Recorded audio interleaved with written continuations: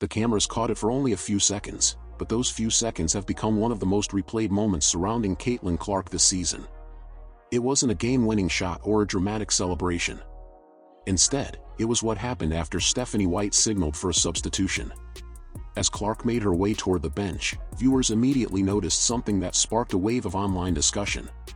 She sat down without any obvious interaction with the coaching staff, her focus fixed straight ahead as the broadcast quickly moved back to the action. Under normal circumstances, a substitution is just another routine part of a basketball game. This one didn't feel routine to many fans watching. Within minutes, slow-motion clips, screenshots, and side-by-side comparisons were spreading across social media, with people trying to interpret every detail of her body language. Some believed they were witnessing visible frustration. Others argued it was simply the reaction of a fiercely competitive player caught in the heat of the moment. But regardless of which side people landed on, one thing became impossible to ignore. The conversation had already moved far beyond a single substitution. For many viewers, this wasn't about one play anymore. They believed this brief sequence might represent something much bigger that had been quietly building behind the scenes. What made this moment feel different wasn't just the substitution itself. It was the timing. In the days leading up to the game, Caitlin Clark had openly talked about how difficult it can be to establish a rhythm when playing limited minutes. She didn't deliver an emotional rant or point fingers at anyone. Instead, she calmly explained that it's challenging for any player to consistently perform at their highest level without enough time to settle into the flow of a game.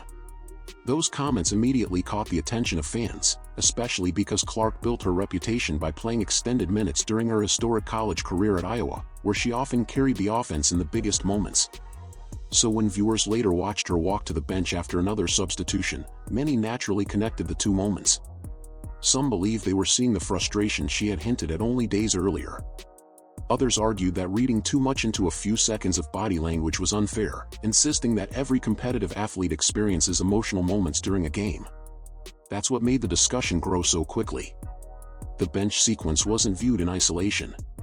Instead, it became part of a larger conversation that had already begun about playing time, confidence, and how the Fever are managing one of the league's biggest stars. Whether those moments were directly connected remains open to interpretation, but together they gave fans plenty to analyze. This is where the conversation becomes far more complicated, because the debate is no longer just about Caitlin Clark. It's about Stephanie White and the philosophy guiding the Indiana Fever. Supporters of the coaching staff argue that White is looking at the bigger picture. They believe managing Clark's minutes is a smart long-term decision, especially during a demanding professional season that is far different from the college schedule. From that perspective, protecting a franchise player today could help ensure she's healthier and more effective when the games matter most later in the season. But not everyone sees it that way.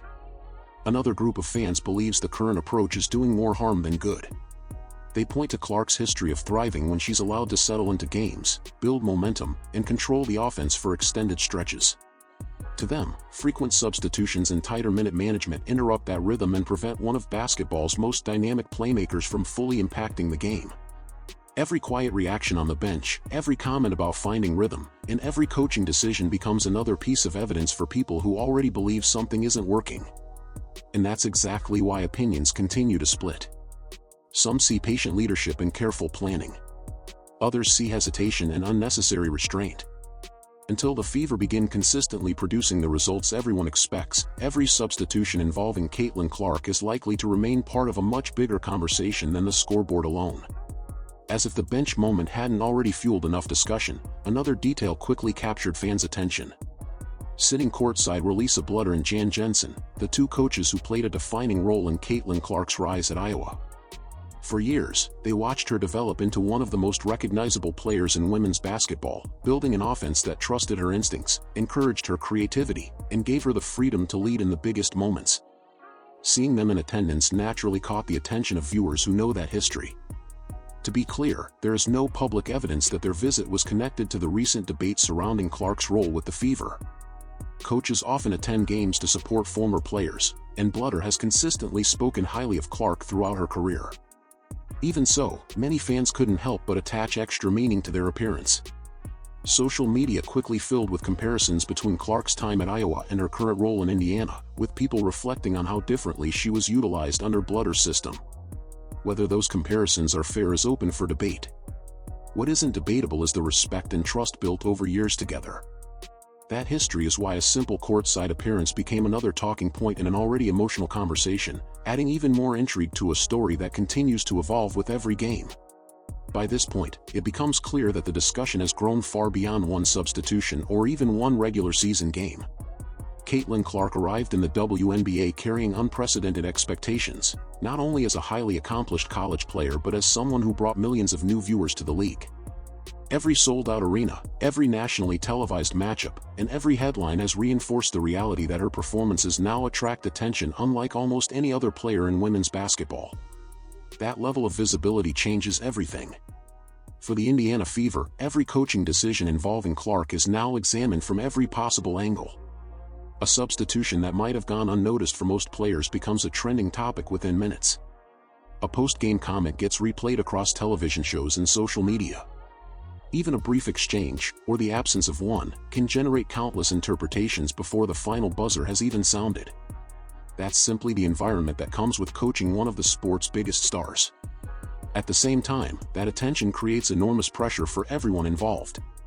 Clark is expected to perform at an elite level every night, while Stephanie White is expected to balance winning games, developing the roster, and managing one of the league's brightest talents. Those responsibilities don't always produce decisions that satisfy every fan. As a result, every game becomes more than a contest on the schedule. It becomes another chapter in a larger story about expectations, leadership, and how a franchise navigates the spotlight that follows a generational player. This is why the story refuses to fade away. Every time it feels like the conversation is cooling down, another clip, another interview, or another sideline moment sends it right back to the center of the basketball world. It doesn't take a dramatic confrontation anymore. A few seconds of body language, a substitution at a key point in the game, or a carefully worded answer during a press conference is enough to reignite the debate across social media. Part of that is simply the reality of today's sports landscape. Fans don't just watch games anymore, they analyze every reaction in real time. Slow-motion videos are shared within minutes, facial expressions are replayed frame by frame, and every comment is compared with previous interviews. One moment becomes connected to another until people begin seeing a larger pattern, whether that pattern truly exists or not. That's why this discussion has taken on a life of its own. For some, each new clip reinforces the belief that frustration is continuing to build. For others, it highlights how easy it is to overanalyze isolated moments involving one of the most recognizable athletes in the sport.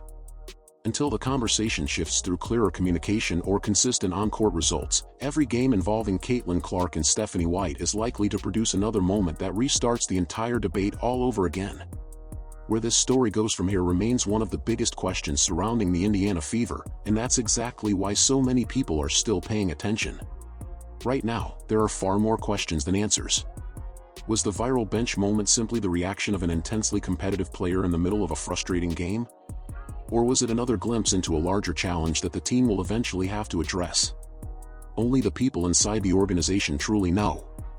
What is certain is that every game moving forward will be watched through a different lens. Fans won't just be following the final score. They'll be paying attention to substitutions, post-game interviews, interactions on the sideline, and whether the chemistry between Clark and the coaching staff appears to evolve. One positive stretch could quiet much of the speculation just as quickly as it started, while another emotional moment could bring the entire conversation back into focus. Until then, the spotlight remains firmly on Indiana. The next chapter won't be written by rumors or social media clips alone, but by what unfolds on the court. And in a season already filled with unforgettable moments, it feels like this story is still only beginning.